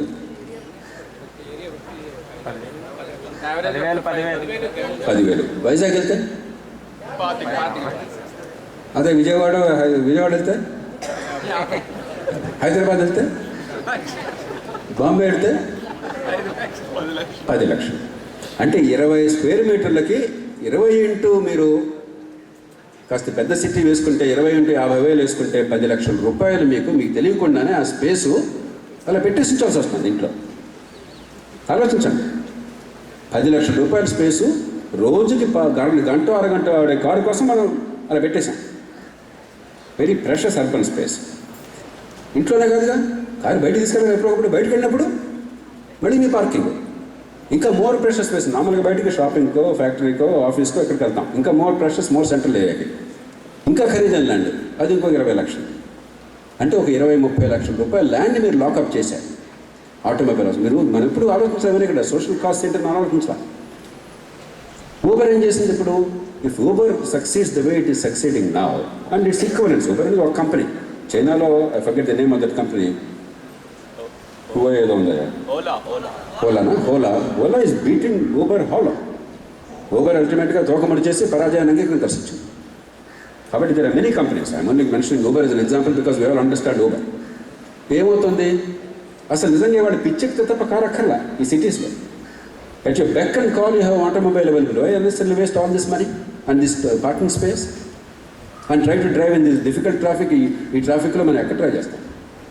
లేకపోతే రోజు గంట కోసం డ్రైవర్లు పెట్టుకోవడం మరి పాప ఆయన పోషించినట్లాగా. The world is going to change. Automobile sector, which was the engine of economic growth for 50, 60, 70 years, since 1910 or thereabout, ever since Henry Ford started this whole revolution of automobiles, is no longer going to be the fulcrum of economic growth because the demand is going to shrink dramatically. Utilization is going to go up thanks to aggregators. The world is going to be better off. Automobile sector will suffer. చాలా మంది employment కష్టంగా పడుతుంది, కానీ ప్రపంచం better అవుతుంది. Congestion తగ్గుతుంది, pollution తగ్గుతుంది, unnecessary expenditure తగ్గుతుంది, డెట్ ఇన్వెస్ట్మెంట్ తగ్గుతుంది. ప్రపంచంలో టేక్ అనదర్ అగ్రిగేటర్. మీరు ఎయిర్బిఎన్బి ఎంతమంది ఉన్నారు? ఆ పేరు చేతులెత్తారా? ఎయిర్బిఎన్బి ఇక్కడ ఉన్నారు, మన కుర్రాడికి తెలుసు. మీరు వాళ్ళు ప్యారిస్ వెళ్ళాలి, లేకపోతే లండన్ వెళ్ళాలి, మరో చోటుకి వెళ్ళాలి. మొట్టమొదటిసారి వెళ్తాం, మనకు ఎవరో తెలియదు, అక్కడ కంగారుగా ఉంది, నాకేదో కొంత డబ్బును అంతకంటే ఎక్కువ ఖర్చు పెట్టలేను, ఎక్కడ ఉండాలి, ఎలా బుక్ చేయాలి, చాలా కంగారు. No nothing, with flick of a button మీరు ఇక్కడ విజయనగరంలో కూర్చుని ఎయిర్బిఎన్బి ద్వారా మీకు నచ్చింది ప్యారిస్లో 50, 60, 100 లొకేషన్స్లో మీకు ఏది నచ్చితే లొకేషన్ బట్టి చూసుకోవచ్చు, మీ ప్రైస్ రేంజ్ని బట్టి చూసుకోవచ్చు, మీకు ప్లేస్ ఆఫ్ వర్క్ డిస్టెన్స్ బట్టి చూసుకోవచ్చు. ఆ 100, 200, 300 ఇళ్ళలో ఎక్కడ కావాలంటే మీరు డిసైడ్ చేసుకోవచ్చు. You decide where you will stay. Me company ఎవరు ఉంటారు అక్కడ, ఇంటి ఓనర్ ఎవరు, ఎవరితో మీరు మాట్లాడతారు, అది కూడా మీకు ముందుగానే everything is available. You can decide now. The world is changing. ఇప్పటిదాకా హోటల్ లేకపోతే నడిచేది లేదు. హోటల్ అంటే I remember going to Chennai some 20 years ago for an important purpose, and I had to stay in a particular hotel for a particular event. ఎంతయా మీ tariff అన్నాను? 28,000 రూపాయలు అన్నాడు. నా గుండె చెరువైపోయింది. నేను నా జీవితంలో నెల జీతం 28,000 రూపాయలు ఎప్పుడు తీసుకోవాలా? ఐఏఎస్లో ఉంది. 28 రూపాయలు ఒక నైట్ వేస్తే నా గుండె తెలియదు. ఆ మధ్య నేను ఢిల్లీలో నేను అడ్మినిస్ట్రేటివ్ రిఫార్మ్స్ కమిషన్ నాకు ఒక కారు పంపించేవాళ్ళు, ఢిల్లీ టూరిజంతో వాళ్ళు టైప్ చేసేవాళ్ళు. నేను ఫ్లైట్ దిగ్గానే మీరు మనుషులు టైం వేస్ట్ చేయకుండా మీరు రావక్కర్లేదు, వాళ్ళు టైప్ చేయడం చెప్తే వాళ్ళు టైప్ చేస్తే నేను అక్కడికి కౌంటర్కి వెళ్ళేవాడిని. వాళ్ళు నన్ను చూడగానే ఫలానా తెలియగానే వాళ్ళ కార్ అరేంజ్ చేసి ఈ కార్ ఎక్కండి సార్ అని చెప్పేవాళ్ళు. ఎవరో పాప ఒక కస్టమర్ వచ్చాడు, ఒక నైట్ ఢిల్లీలో నాకు హోటల్లో రూమ్ కావాలని అడిగాడు. అది టూరిజం కార్పొరేషన్ వాళ్ళది కాబట్టి. ఏ రేంజ్లో అని అడిగింది ఆవిడ. 10,000 రేంజ్లో అన్నాడు. ఇంపాసిబుల్. 10 ఏళ్ల క్రితం ఢిల్లీలో హోటల్ రూమ్ నైట్ కావాలంటే 10,000 రూపాయల రేంజ్లో అంటే impossible. Whereas Airbnb has now made everything possible. భారతదేశాన్ని తీసుకుంటే మహానగరాల్లో 1,10,00,000 ఇళ్ళు ఖాళీగా ఉన్నాయి. ఎందుకంటే మన శ్రీరామకృష్ణ గారికో లేకపోతే మన చైర్మన్ గారికో మరొకరికో ఒకటి కాకపోతే 2 ఇళ్ళు ఉండొచ్చు. ఎందుకంటే ఇల్లు మంచి ఇన్వెస్ట్మెంట్, ఆపర్చునిటీ వస్తే తీసుకుంటాం మనం, తప్పలేదు. ఇట్స్ అవర్ రైట్, మనందరికీ ఉండొచ్చు. కానీ మనం పిల్లలు అయిన తర్వాత ఉన్న పిల్లలు ఉంటే ఉంటారు, లేదంటే ఉండరు, ఖాళీగా ఉంటారు. అద్దెకిస్తే ఇస్తాం, లేదంటే ఖాళీగా ఉంటారు. 1,10,00,000 ఖాళీగా ఉన్నాయి. అదే సమయంలో 1,80,00,000 మందికి ఇళ్ళు కావాలి. 1,80,00,000 ఇళ్ళు కావాలి, మందికి కాదు, అన్ని ఇళ్ళు కావాలి నగరాలు. అంటే ఏంటి, ఇక్కడ డెడ్ ఇన్వెస్ట్మెంట్ ఖాళీగా ఉంది, అవసరం వాళ్ళు ఉన్నారు, రెంట్ లిక్ చేయాలి. అగ్రిగేటర్స్ ఏం చేస్తున్నాయి, ఈ డిమాండ్ని సపరేట్గా లిక్ చేస్తున్నాయి. అది hospitality industry, hotel and tourism కావచ్చు, లేకపోతే క్రమక్రమంగా ఇళ్ళే కావచ్చు. మీరు ఆ స్టేజ్కి రాగానే అన్నెసరీ ఇన్వెస్ట్మెంటు, అన్నెసరీ హైరాణ ఉండదు. ఇన్కమ్స్ వస్తాయి, ఖాళీగా ఉన్న నుంచి ఇన్కమ్స్ వస్తాయి మీకు. The world is changing. Automobile sector ఎంత ముఖ్యమో ప్రపంచం మొత్తంలో. ఒక దేశ ఆర్థిక వ్యవస్థ ఎట్లా ఉంది తెలుసుకోవాలంటే ఇప్పటిదాకా హౌసింగ్ ఎట్లా ఉంది, కన్స్ట్రక్షన్ ఎట్లా ఉంది, that is the pulse of the economy. London పెడితే బ్రిటన్ ఎట్లా ఉంది తెలుసుకోవాలంటే మీరేం అడగక్కర్లా. How is real estate, how is housing. 30 సెకండ్స్లో మీకు లండన్లో ఎకనామిక్ హెల్త్ అంటే తెలిసిపోతుంది. ఏ సిటీ అయినా సరే, ఒక సిటీ పడిపోతుందా పెరుగుతుందా, హౌసింగ్ ఎట్లా ఉంది. Now the world is changing. That's no longer going to be a barometer. Aggregators are transforming the world. Are we prepared for that? A new world where new kind of jobs are required. Let me give a third example. 3D printing విన్నారా మీరు ఎవరన్నా? ఎంతమంది విన్నారు? We have done it, sir. Very good. నేను దాని గురించి మొట్టమొదటి విన్నప్పుడు చూసినప్పుడు మంచిదే, ఎసోటరిక్గా ఉంది. నేను డాక్టర్ని కాబట్టి మా హార్ట్ వాల్వ్స్ కావాలంటే ప్రాస్థెటిక్స్, లేకపోతే మరొకటి కావాలంటే ఇది high value vital products, cost is not a consideration కాబట్టి అలాంటి వాటి పనికి వస్తుంది. అదర్వైజ్ మిగతా లైఫ్లో పెద్ద దీనికి అంత టూ కాస్ట్లీ అనుకున్నాము. Today the cost are plummeting. ద 3D printing machine costs are plummeting. If you are able to do it in your own lab here, obviously the cost is not very high. It's plummeting.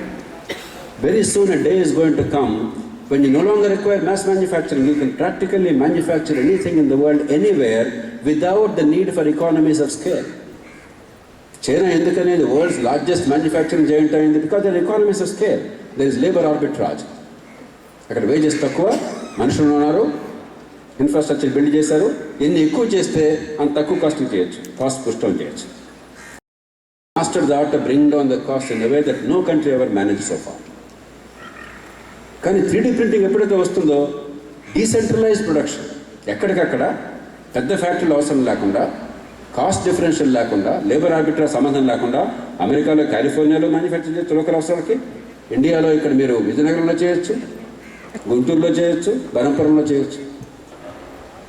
ఇప్పటిదాకా large factories, mass manufacturing, global trade, Ricardo's theory of comparative advantage, ఇవన్నీ these are the basis of economic progress. The world is changing in a way we cannot imagine. And therefore our engineering, our knowledge, our managerial techniques, they must change in the same way to meet the new needs. Because మన ఇష్టం లేకున్నా కూడా economics dictate the future. పాపం మా పిల్లలు ఇది నేర్చుకున్నారండి, ఇవి తీసేస్తే ఎట్లా అంటే లాభం లేదు. అల్టిమేట్గా కొనేవాడు తక్కువ ఖరీదుకి మన్నిగ్గా ఉందన్నమాట. And it's good for environment also. 3D ప్రింటింగ్లో వేస్టేజ్ ఉండదు. By one estimate, in producing 1 ton of any material in modern manufacturing, you waste 10 to 50 tons of material.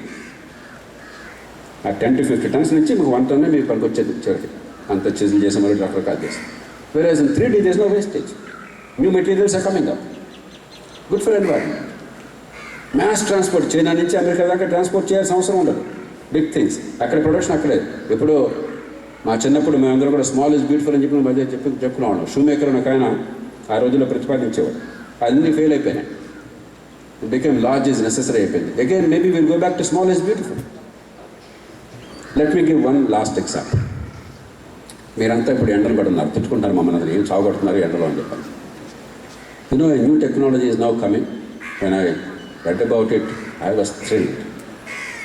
There is a material called PMP, phenyl methyl pentene. ఆయన ఒక ఆయన విన్నట్టున్నారు. మీ certificate master English అండి. ఇంగ్లీషా? మీకెట్టు తెలుస్తుంది? చదవటం ఇష్టం. అయ్యో, I would expect mechanical engineers to tell me about that. People who understand heat and stuff like that. Now a new technology is coming, dead cheap. 50 micron thickness తో thin, మన hair కంటే human hair అంత థిన్గా sheet తయారు చేసి దానికి అడుగునేమో silver paint చేసి reflected అని వీలుగా దానిలో వెరీ థిన్ నారో ఆ 50 మైక్రాన్స్ లెవెల్లో గ్లాస్ బీడ్స్ పెట్టి technology I don't go into details. Finally what happens is it emits infrared rays of a certain frequency, certain wavelength, and it's managed in a certain wavelength so that it actually goes through the Earth's atmosphere and directly goes into deep space. అంటే మన వేడి మొత్తాన్ని కూడా డైరెక్ట్గా భూమి నుంచి outer స్పేస్కి పంపించేందుకు at an absolutely లో cost technology is now available. ఖర్చు ఎంత అవుతుందో అంటే, మీరు టైల్స్ పెడితే ఇవాళ ఒక స్క్వేర్ ఫుట్కి 30 రూపాయల నుంచి 100, 200, మీరు ఇటాలియన్ టైల్స్ కావాలంటే 600. ఒక స్క్వేర్ మీటర్కి 10 స్క్వేర్ ఫీట్ వేసుకుంటే రఫ్గా మీకు 10 × 30 300 రూపాయలు. ఇది ఎంత అవుతుంది దీని cost? It's going to be half a dollar per square metre. అంటే 35 రూపాయలు వేసుకోండి. 35 రూపాయలు 10 స్క్వేర్ ఫీట్. 3 రూపాయలు 4 రూపాయలు స్క్వేర్ ఫుట్తో you are going to get a technology that will replace air conditioning. It will actually cool the whole thing. Countries like India will be transformed in a way that we never imagined possible. Even the poorest can live in the hottest summer with enormous comfort without electricity. It's a miracle. New materials are coming up in a way that we cannot even fathom. నేను air condition నేర్చుకున్నాను sir, నేను thermodynamics first law, second law, third law master చేశాను sir, I understand heat exchange sir. కరెక్టే, అదంతా అవసరమే, కానీ అయిపోయింది తమ్ముడు, దానికంటే చాలా దాటుతుంది. If you're not ready to understand what is this wretched infrared ray and what is the frequency where it directly can go into space, what is this material, what are its properties, how to make these glass beads, and how to make a film which is 50 microns thick, which is 1/20th of a millimeter thick, then your engineering is of no value. The world bypassed us. I can go on and on. నేను engineer కాదు, నేను technologist కాదు, నేను physics చదవాలా, mathematics చదవాలా. నాకే ఈ మాత్రం పరిజ్ఞానం వస్తే, for engineers you can understand how much is that. We are now at the cusp of the 4th industrial revolution. India missed the first revolution, it mostly missed the second revolution. ఏదో British వాడు మనకు rail చేశాడు కాబట్టి కొంతమంది వచ్చింది తప్పితే, మనకి we miss the second revolution also largely. Third revolution కొంత అందుకున్నాం మనం, యాక్చువల్లీ కొంత బెనిఫిట్ కూడా పొందాం. ఎందుకంటే మిగతా వాళ్ళందరూ మనకంటే ముందున్నారు కాబట్టి they built platforms based on old technologies. మనం మొట్టమొదటిలో గొడవలు కాబట్టి ఫోన్లు కూడా లేకుండా చేసాం కాబట్టి సోషలిస్ట్ దేశం పుణ్యం అని చెప్పని we could build new platforms. Mobile phones, our phones are far better than American phones because they were built on old platforms, they technologies based old platforms. We could leave from next లెవెల్కి దూకేయగలిగాం కొంతమేర. కానీ మనం అనుకున్నంత గొప్పగా చేయట్లేదు. మన చాలామందికి భ్రమలు ఉన్నాయి, భారతదేశం లేకపోతే అమెరికా మునిగిపోతుంది, మన పనులు లేకపోతే అక్కడ సిలికాన్ వ్యాలీ పనిచేయదు, ఇవన్నీ భ్రమలు. Don't have these illusions. మనం లేకపోతే ఏమీ కాదు, we are not that big, we have.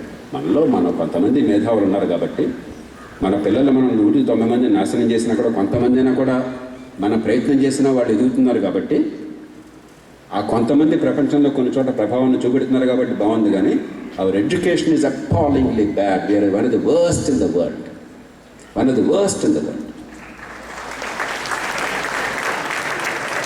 Pisa survey అని ఒకటి జరిగింది. పీసా అంటే programme for international students assessment. ఎంతమంది ఉన్నారు దీనిలో? అది ప్రపంచంలో చాలా దేశాల మధ్య పిల్లలు 15 ఏళ్ల వయసులో, స్కూల్ దాటుతున్న వయసులో, 10వ తరగతి అవుతున్న వయసులో సుమారుగా ఏం నేర్చుకుంటున్నారని పోలికల కోసం కోపస్థమంటూకల్లాగా మన పని మనం వాళ్ళ పని వాడు కాకుండా మనం వాడు కంపారిజన్ ఎట్లా ఉంటుందని చెప్పాను. కాకపోతే మనలాగా పరీక్షలు బట్టి మార్కులు వచ్చేది కాకుండా వాళ్ళు దానిలో ఏం చేస్తారంటే భాష వచ్చో లేదా, మాస్టర్ ఇంగ్లీష్ చెప్తున్నారు, ఇంగ్లీష్ కావచ్చు, తెలుగు కావచ్చు, మీ ఇష్టం వచ్చిన భాష వాళ్ళు భావ ప్రకటన చేయగలుగుతున్నారా, అర్థం చేసుకుంటున్నారా, బట్టి పడుతున్నారో చూడండి. లెక్కలను ఉపయోగిస్తున్నారా లేదా, ఫార్ములా చెప్పడం కాదు, గణితాన్ని ఉపయోగించే శక్తి ఉందా ప్రాబ్లమ్ సాల్వింగ్కి, లాజిక్ ఉందా, సైన్స్ అంటే it's all based on logic. కాబట్టి గివెన్ ఫ్యాక్ట్స్ నుంచి ఇన్ఫరెన్సెస్ రీజనబుల్గా, రేషనల్గా, లాజికల్గా డ్రా చేయగలరా, ఇవి 3 టెస్ట్ చేస్తున్నాం. 74 దేశాల మధ్య ఈ సర్వే జరిగింది. భారతదేశం కూడా దానిలో పాల్గొంది. భారతదేశానికి మీ అంచనా ప్రకారం ఎంత ఉండొచ్చు సుమారుగా మీ అసెస్మెంట్? నేను బిల్డప్ ఇచ్చానయ్యా నీకు. మామూలు మనం అనుకుంటాం ప్రపంచంలో చాలా గొప్ప దేశం, నరేంద్ర మోదీ గారు రోజు మనం చాలా గొప్ప ఉంటున్నాడు, మేరా భారత్ మహాన్ అనుకుంటున్నాం, మనం లేకపోతే అమెరికా లేదనుకుంటున్నాం, మనం లేకపోతే ఇంకో ఏదో మనకుంటే ఇక్కడ ఆలోచన 10, 15, 20 రీజనబుల్గా ఎక్స్పెక్ట్ చేయడం. 30 దగ్గర మనం ఆ మాత్రం స్టాండర్డ్ లేకపోతే ఎట్లాగా? 73 ర్యాంక్ వచ్చాము. 73 ర్యాంక్. మన అదృష్టం కొద్దీ కిర్గిజిస్తాన్ ఒక దేశం దానిలో పాల్గొన్నది. ఎందుకు అదృష్టం? లాస్ట్ ర్యాంక్ మనకు వాడు అప్పటి కాపాడలేదు, నా లాస్ట్ అనుకున్నాను. ఇది 10 ఏళ్ల క్రితం జరిగింది. 2009 సర్వేలో 2010లో ఫైండింగ్స్ వచ్చినాయి. నేను దేశమంతా కూడా ప్రచారం చేసే ప్రయత్నం చేశాను. ఈ దేశంలో కొంతమందికైనా ఈ పీసా తెలిసంటే అది నా వల్ల చాలామంది. నేను గట్టిగా ప్రచారం చేసి మన సిగ్గులేదా ఈ పాలకులకి, అధికారులకి, సిగ్గులేదా మీకు? పిల్లలంతా కష్టపడి చదువుతున్నారు, తల్లిదండ్రులు శక్తికి మించి ఖర్చు పెడుతున్నారు, త్యాగాలు చేసి పిల్లల బతుకులు బాగుపడితే చాలని వాళ్ళు ఆస్తులు అమ్ముకుంటున్నారు, వాళ్ళ అవసరాలు చంపుకుంటున్నారు. పిల్లల కోసం త్యాగాలు చేసే కూడా దేశంలో, మన దేశంలో ఎక్కడ లేదు. మన పిల్లలు ఎంసెట్లో చేస్తున్న బండ చాకరీ ప్రపంచంలో మరెక్కడ చేరు. మీరంతా నారాయణ చైతన్యకి వెళ్ళారా? ఆ 2 ఏళ్ళు నరకం అనిపించారా? మరి ప్రైవేట్ రంగం నుంచి గవర్నమెంట్లో కొరతలు గమనించి స్కూల్ ఎడ్యుకేషన్ కావచ్చు, కాలేజీలు కావచ్చు, ఇలాంటి వారితో లాభాపేక్ష లేకుండా వేల మంది వచ్చి పెట్టుబడి పెట్టి పిల్లలు బాగుపడితే సమాజాన్ని మనం సేవ చేస్తున్నాం, తృప్తి పొందే ప్రయత్నం చేస్తున్నారు. వేలాది మంది వాలంటీర్లు స్వచ్ఛందంగా మన గ్రామంలో చదువు కోసం కావాలంటే 1 లక్ష ఇచ్చేస్తానయా కానిచ్చే అంటున్నారు. లేకపోతే మీలాంటి కుర్రవాళ్ళు, ప్రతిభ ఉన్నవాడు ఎంతోమంది నాకు తెలుసు, టీచ్ ఫర్ ఇండియా అని, లేకపోతే ఆశా అని, లేకపోతే ప్రథమ్ అని, మరో సంస్థ అని చెప్పని ఏళ్ల తరబడి కీలకమైన దశలో జీవితంలో పిల్లల చదువుకి మనకు వచ్చిన అవకాశం వాళ్ళకి రావాలని చెప్పి నేను చూడడానికి సిద్ధంగా ఉన్నారు. ఇంత అద్భుతమైన అవకాశాలు అయినా ఎందుకు ఇలా ఉందని సిగ్గు తెచ్చుకుంటారని చెప్పి నేను దేశంతో ప్రచారం చేశాను. మీరంతా మీరు ఈ మాత్రం చేయలేరా? కనీసం పిల్లల విద్యా ప్రమాణాలు పెంచడం కోసం మన పద్ధతులను అన్వేషించలేమా? ఏం చేయాలో కూడా చెప్పే ప్రయత్నం చేశాను. నాకు కాస్త ఈ ప్రపంచం గురించి కాస్త అనుభవం ఉంది. ఈ దేశాన్ని పూర్తిగా ఆపోసన పట్టిన వాళ్ళు అప్పటికే నేను నమ్ముతున్నాను. ఈ మూర్ఖులు ఎట్లా చేస్తారో నాకు కొంచెం ఊహించగలను. కాబట్టి వాళ్ళు నాకు ఆ చెస్ గేమ్ ఏంటో తెలుసు, వాళ్ళు ఏం చేస్తారు, దానికి ఏ రకంగా ప్రతి చేయాలి, హడావుడి లేకుండా, ఆర్భాటం లేకుండా చిత్తశుద్ధితో ఫలితాలు తీసుకోవడం నాకు తెలుసు. ఈ దేశంలో ఒక 3 రాజ్యాంగ సవరణలు నేను ఒంటి చేతితో తీసుకొచ్చాను.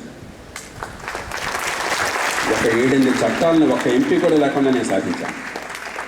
ఒక 4-5 పెద్ద విధానాల్లో మార్పుని 2G స్పెక్ట్రమ్ లైసెన్స్ల క్యాన్సిలేషన్ దగ్గర నుంచి రైస్ ఎక్స్పోర్ట్ని అన్యాయంగా వాళ్ళు ప్రొహిబిట్ చేస్తే దాన్ని ఎక్స్పోర్ట్ని లిబరలైజ్ చేయడం దాకా చాలా విధానాలు పూర్తిగా నా ప్రమేయం వల్ల సాధించాను. కాబట్టి నాకు తెలుసు వీళ్ళు ఏ రకంగా మనం వాళ్ళని పట్టుకోవాలి, హడావిడి లేకుండా, పెద్ద ప్రచారం గురించి ఆర్పాటం లేకుండా.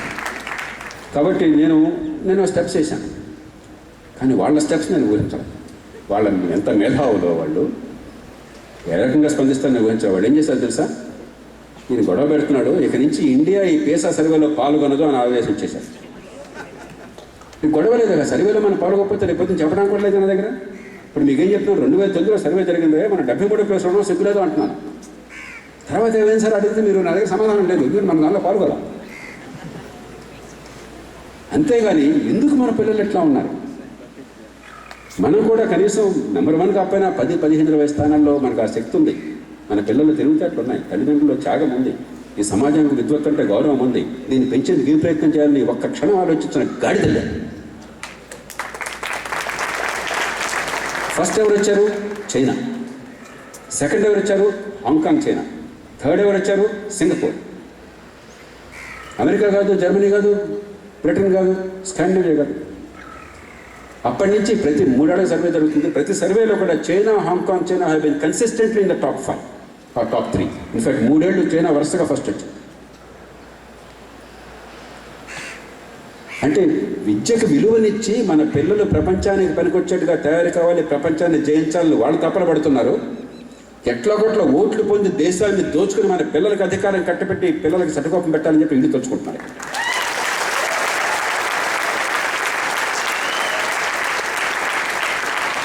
ఒక వ్యవస్థ ఎట్లా ఉందని చెప్పంటే అన్నం అంతా చూడక్కర్లే. మీ సామెత తెలుసు కదా, అన్న వృద్ధం తెలియదు ఏం చేయాలా, 2 వ్యక్తులు పట్టుకోవాలి. ఒక దేశం ఎట్లా నడుస్తుంది చూడాలంటే ఒకటే ఒక ప్రమాణం మీరు తీసుకోండి, ఈ పిల్లలకి చదువు ఎట్లా అందుతుంది, ఇంకేం చూడక్కర్లే. నేను చైనా వెళ్ళినప్పుడు ఇప్పుడు 10 ఏళ్ల క్రితం చైనా వెళ్ళాను. ఒక చాలా హై లెవెల్ డెలిగేషన్లో వెళ్ళాను. నాకు ముచ్చటేసింది. నేను ప్రపంచంలో ఏ దేశానికి వెళ్ళినా కూడా చిన్న చిన్న ప్రశ్నలు అడుగుతుంటాను. వీళ్ళకి ఏ పాటి పరిజ్ఞానం ఉంది, వీళ్ళ స్కూలింగ్ ఎట్లా ఉంది, అది అడగకుండా కొంచెం మన ప్రశ్నలు తెలిసిపోతుంది. చైనాలో వచ్చినంత స్పష్టమైన వాస్తవమైన సమాధానం నాకు ప్రపంచంలో మరి ఎక్కడ దొరకలేదు. మామూలు వాడి నుంచి, ఒక స్కూల్ చదివిన వాడి దగ్గర నుంచి, ఒక టాక్సీ డ్రైవర్ దగ్గర నుంచి, ఒక టూరిస్ట్ గైడ్ దగ్గర నుంచి, వాళ్ళ దగ్గర నుంచి మీ ప్రశ్నకు చాలా very precise and accurate answers. నాకు అర్థమైంది స్కూల్ ఎడ్యుకేషన్ చాలా బ్రహ్మాండంగా పునాదులు తయారు చేశారు. ఆ తర్వాత ఈ సర్వేలో రుజువైంది. Consistently China is standing at the top. మన పిల్లలు వాళ్ళకి ఏ రకంగా తీసిపోయిన వాడు కాదు. అవకాశాలను ఇస్తే మన దిలీప్ లాగానో ఇంకెందరిలాగానో ప్రపంచంలో ఎక్కడైనా కూడా ఉన్నత స్థానానికి వెళ్ళగలరు. వెళుతున్నారు కొద్దిమంది. ఆ ఆర్తి ఉండి అవకాశం ఉండి ఆ తల్లిదండ్రులు కృషి చేస్తే కొంతమంది అధ్యాపకులు ప్రత్యేకంగా శ్రద్ధ తీసుకుంటే కొంతమంది తప్ప 190 మందికి ఎదిగే అవకాశాలు లేకుండా పోతున్నాయి. ఇందాక మీ చైర్మన్ గారు చెప్పారు 700 పైగా ఇంజనీరింగ్ కాలేజీలు 2 రాష్ట్రాల్లో, తెలుగు రాష్ట్రాల్లో ఉన్నాయి. 3.5 లక్షలు 4 లక్షల మందిలో ప్రతి సంవత్సరం తయారు చేస్తున్నాం ఇంజనీర్లు.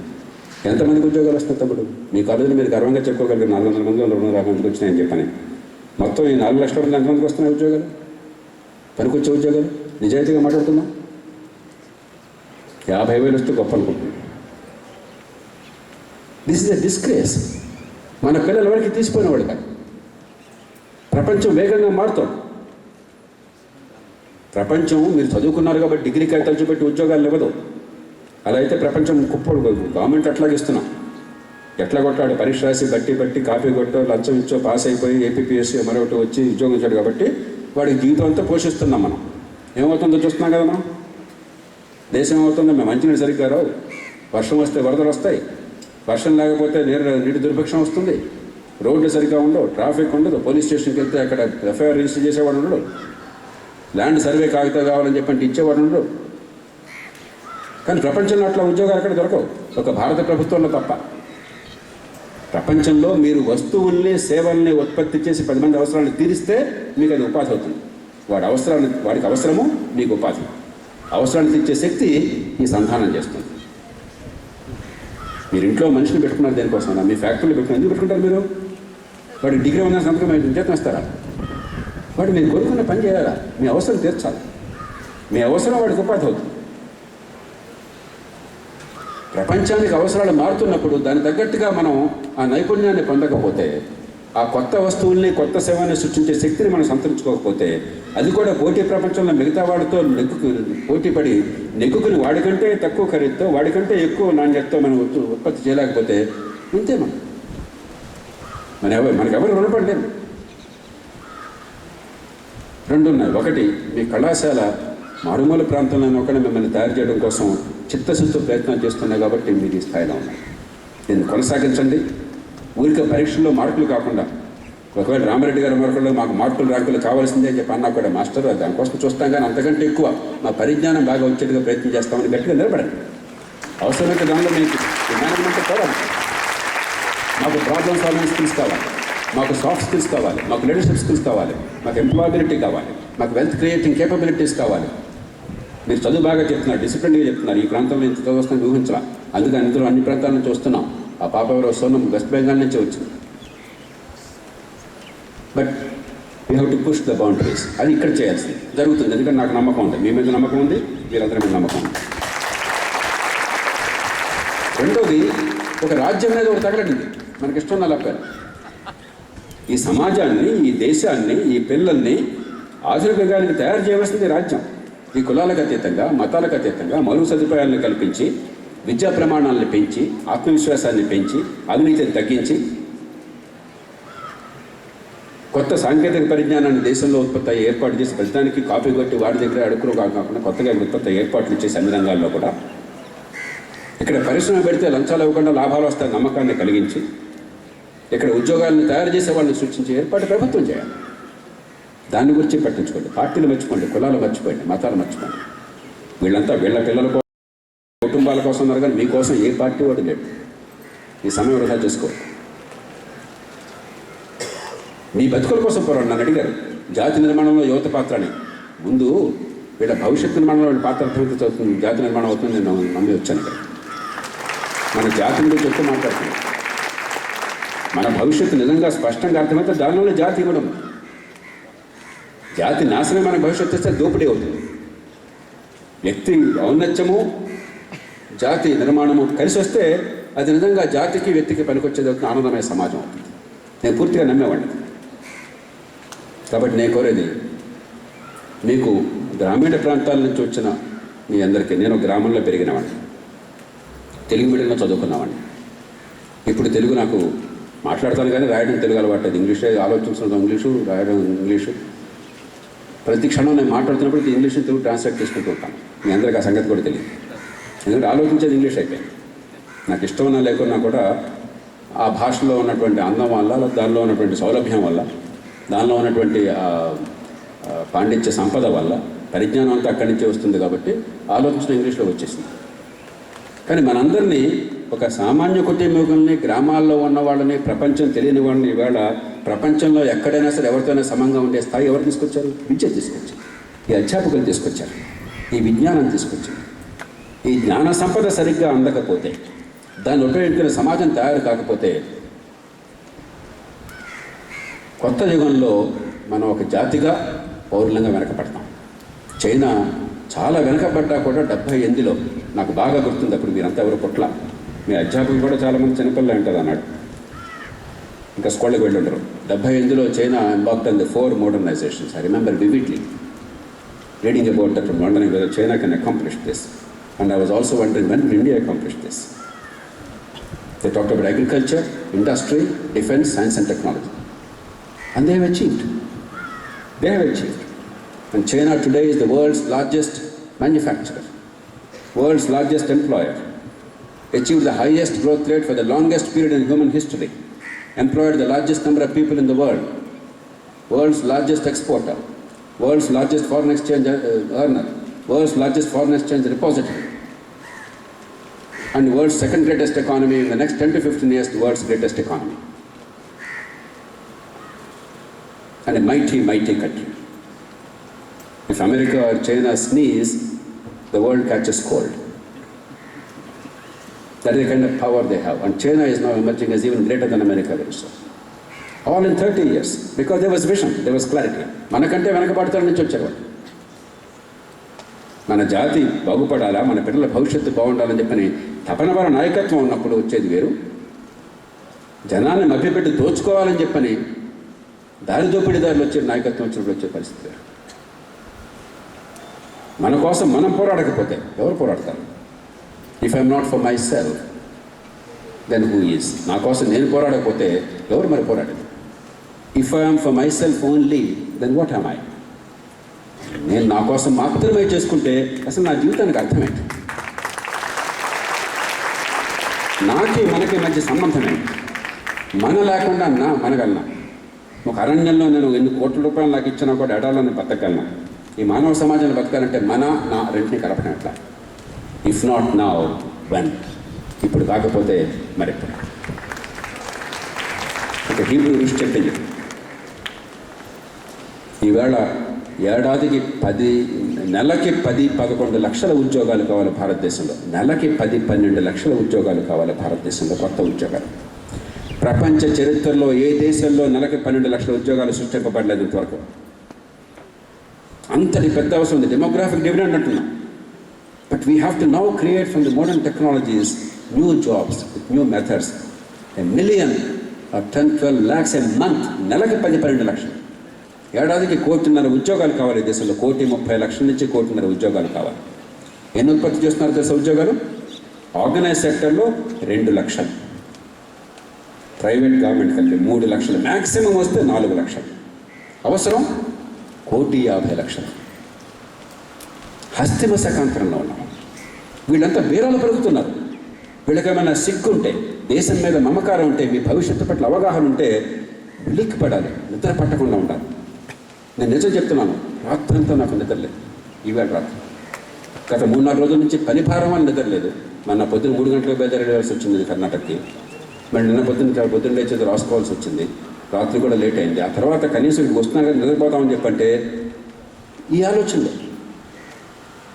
అరే ఇంత కష్టంలో ఉన్నాం, దేశం ఇంత ఇబ్బందుల్లో ఉన్నాం, ఎట్లాగని చెప్పి ఇక్కడ 10 నిమిషాలు నిద్రపోతే 10 నిమిషాల్లో వీళ్ళు కల వచ్చేది ఈ 1,50,00,000 మంది ఉద్యోగాలు ఎట్లాగా, కొత్త టెక్నాలజీస్ ఏమైనా ప్రిపేర్ చేయడం ఎట్లాగా, ఈ దేశం అవినీతి నుంచి బయటపడడం ఎట్లాగా, ఈ దేశ అవసరాలు తీర్చడం ఎట్లాగా.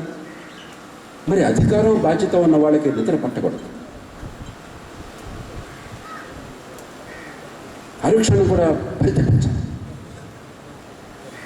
వాళ్ళకల్లా దేశమంతా కూడా ఎడారైపోయినా మనందరికీ తినడానికి పోవడంతో 100 తరాల పాటు మా కొడుకు దరిద్రుడైనా పనికి మాలిన గాడిదైనా కూడా వాడిని కోటీశ్వరుడు చేసాం మనం. నా తర్వాత అధికారం కూడా కట్టబెట్టేస్తాం. ఎమ్మెల్యే కావచ్చు, ఎంపీ కావచ్చు, మున్సిపల్ చైర్మన్ కావచ్చు, మంత్రి కావచ్చు, ముఖ్యమంత్రి కావచ్చు, అన్ని స్థాయిల్లో. నాకు బాగానే ఉంది. ప్రపంచం ఏమైతే పోయిందో చాలా హాయిగా నింపాదిగా ఉన్నాడు. వాళ్ళకి నిద్రకి ఏ ఇబ్బంది లేదు, బ్రహ్మాండంగా నిద్రపోతున్నారు, ఉరకబెట్టమని నిద్రపోతున్నారు. కానీ మనకి మన భవిష్యత్తు పట్ల ఒక జాతిగా తపన ఉండాలి.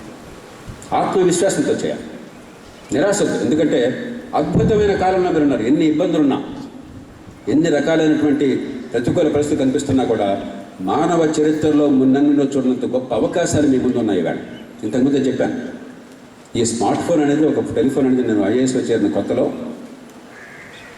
సబ్ కలెక్టర్ ఆఫీస్ నుంచి జిల్లా కలెక్టర్కి ఫోన్ చేయాలని చెప్పంటే నేను ఫోన్ ఎత్తి, అమ్మ నేను ఫలానా మాట్లాడుతున్నాను, ఎక్స్చేంజ్కి ఫోన్ చేసి అంటే నా గొంతు వినగానే వాడు వెంటనే సార్ ఎక్కడో సార్ చెప్పాను, కలెక్టర్ గారికి ఏమో ఫలానా నంబర్ అని చెప్పాను. కానీ మాకు అప్పుడు ఆ రోజుల్లో మామూలుగా అయితే ట్రంక్ కాలు.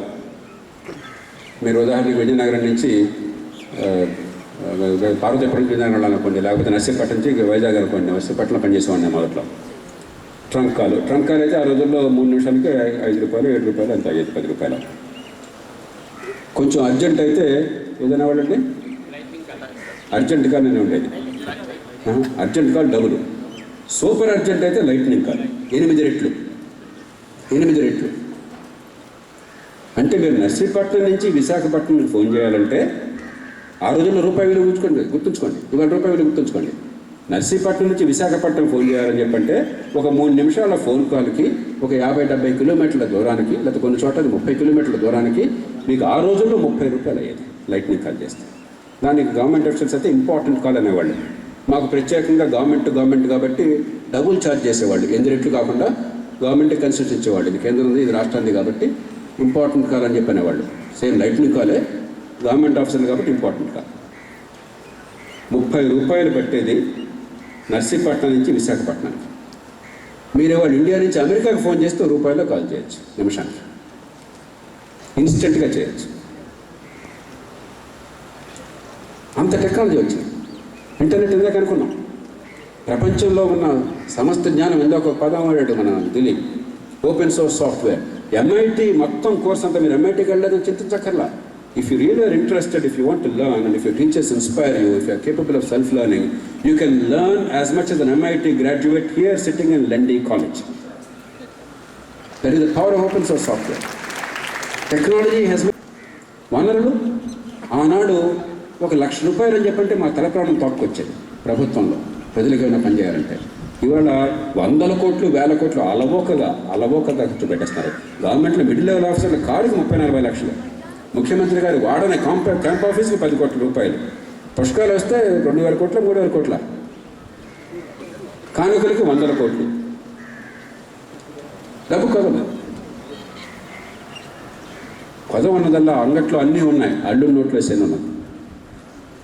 దాన్ని మనం మార్చగలం. బుద్ధి కావాలి, విజ్ఞత కావాలి. సాంకేతిక విజ్ఞాన వనరుల్లో ఉన్న లోకంలో విజ్ఞత ఉన్న సమాజం ఉంటే సాధించలేనిది లేదు. అద్భుతాలను మీరు సాధించగలరు. మీ కళ్ళను మీరు సాఫల్యం చేసుకోగలరు. కానీ ఈ అవకాశాన్ని ఉపయోగిస్తే, నిజమైన విద్యని పొందితే, ఆ విద్యని సాధనంగా ఉపయోగించి అసాధ్యమైన కూడా సుసాధ్యం చేస్తే, అందుకు గొప్ప కృషిని మీ యాజమాన్యము, మీ అధ్యాపకులు చేస్తున్నారు. గొప్ప అలుపెరగిన శ్రమ మీరంతా విద్యార్థులు చేస్తున్నారు. మిమ్మల్ని మనసారా అభినందిస్తూ, ఈ కొత్త లోకంలోకి ప్రవేశించాలంటే మీ ముందు పోరాటం మరింత జటిలమైనది ఉంది. కానీ మీకు ఆ శక్తి ఉన్నది. మీకు అవకాశం ఉంది, మీకు కావాల్సిన పనిముట్లు పునాది ఇక్కడ ఏర్పాటు చేస్తున్నారు. ఆధునికంగా మీకు గొప్ప అవకాశాన్ని ఇస్తుంది, దాన్ని ఉపయోగించుకోండి. అందమైన జీవితాన్ని పొందే హక్కు మీకు, దానికి సిగ్గుపడాల్సిన అవసరం లేదు. నిజాయితీగా మీరు బతుకున్నంత కాలం మీ కళలు నెరవేర్చుకునే హక్కు మీకున్నది. ఆ కళలు నెరవేర్చుకోండి, అందమైన జీవితాన్ని పొందండి. కానీ అందమైన సమాజం లేకుండా అందమైన జీవితం ఒంటరిగా ఉండదని గుర్తుంచుకోండి. ఆ వ్యక్తిని, సమాజాన్ని సంధానం చేయండి, జీవితంలో సాఫల్యాన్ని పొందండి. 30 ఏళ్ళు పోయాక మీరు ఇక్కడ మీ తర్వాత తరాన్ని ఉద్దేశించి మాట్లాడుతున్నప్పుడు గత కాలపు సమస్యల గురించి మాట్లాడకుండా ధైర్యంగా మీరు చెప్పే రోజు కోసం మీరు పోరాడండి. ఏం చెప్పగలగాలంటే, మాకు వారసత్వంగా వచ్చిన సమస్యలన్నీ మేము పరిష్కారం చేసేసాం. ఇక మీ తరం వాళ్ళు కొత్త సమస్యలు సృష్టించుకోండి, ఆ సమస్యలను పరిష్కరించుకోండి. ఎందుకంటే ఇప్పుడు కాలం గడిచిన కొద్దీ కొత్త సమస్యలు వస్తూనే ఉంటాయి, కానీ పాత సమస్యలు మాత్రం వద్దు. ఇవాళ మీకు ఏం చెప్పాల్సి వచ్చినాను? విద్యని బాగు చేయండి, ఆరోగ్యాన్ని బాగు చేయండి, మరుగు సదుపాయాలను పెంచండి, అవినీతిని అంతం చేయండి, ఈ దేశంలో ఉపాధి కల్పన చేయించండి. పాత సమస్యల గురించి మాట్లాడుతున్నాను. అంటే మా తరం మీకు పాత సమస్యలను పరిష్కారం చేసేవలేకపోతున్నది. మీ తరం పాత సమస్యలు, మీకు వారసత్వ సమస్యల మొత్తాన్ని పూర్తిగా పరిష్కరించి కొత్త సమస్యల పరిష్కారం కోసం కొత్త విధాన్ని తయారు చేయాలి. అందుకు మీరంతా తయారవుతున్నారని ఆశిస్తూ, మిమ్మల్ని మనసారా అభినందిస్తూ, ఉత్తమ భవిష్యత్తుని కాంక్షిస్తూ మీ అందరికీ నమస్కరిస్తూ సెలవు తీసుకుంటాను. జై హింద్. మా అందరికీ పాలిటిక్స్ అంటే అర్జెంటుగా ఏదో పార్టీలో చేరిపోయి ఎవరో నాయకుడు అండ పొంది, లేకపోతే నాయకుడు కొడుకో కూతురు అయ్యుండి కోట్ల రూపాయలు నిజాయితీగాను దుర్మార్గంగానే సంపాదించేసి ఒక ఎమ్మెల్యే సీట్ వాడికాడు ఇడికాడు పెట్టుకుని తెచ్చేసుకుని జనానికి డబ్బులు ఇచ్చితే జాక్పాట్ దొరికితే గెలవటం, లేకపోతే ఓడిపోవటం. If this is politics, that youth should not join this kind of politics. Politics అంటే మన పనుల్లో ఎలా సద్వినియోగం అవుతాం. పాలిటిక్స్ అంటే మన బతుకులు బాగు చేయడం కోసం ఎలాంటి విధానాలు రూపొందిస్తున్నాయి. పాలిటిక్స్ అంటే ప్రభుత్వం నుంచి మనకి సేవలు ఎట్లా అందుతున్నాయి, ఉమ్మడి అవసరాలు తీరుతున్నాయి, దాని గురించి పౌరులుగా పట్టించుకోవడం అయితే each of us must be in politics, must be deeply engage. ఈ దేశంలో సమర్థులు, నిజాయితీ పరులు రాజకీయంలోకి వచ్చి నిజాయితీతో, నైతిక విలువలతో ఎన్నికల్లో నెగ్గిన తర్వాత నిజంగా మార్పును తీసుకొచ్చే పరిపాలన చేసే వ్యవస్థ లేదు. మాలాంటి వాళ్ళని పోరాడుతుంది ఆ వ్యవస్థ నిర్మాణం కోసం. దానిలో ఒక భాగంగా ఒక వాహనంగా కొంతకాలం పాటు ఎలక్ట్రల్ పార్టీస్ కూడా కొంత ప్రయత్నం చేస్తున్నాం, అంతే తప్ప that is not the end. కానీ మీరంతా కూడా పాలిటిక్స్ అంటే ఇదేదో వాడనకరగా చేరి జెండాలు పెట్టే కూలీలుగా, అల్లకిలు వేసే బోయిలుగా ఉండిపోయి, ఆ పూనకం పడిపోయి ఈ అన్న, ఆ తమ్ముడు, ఈ కులం అంటే don't enter that. Understand the purpose of politics. First you start with education.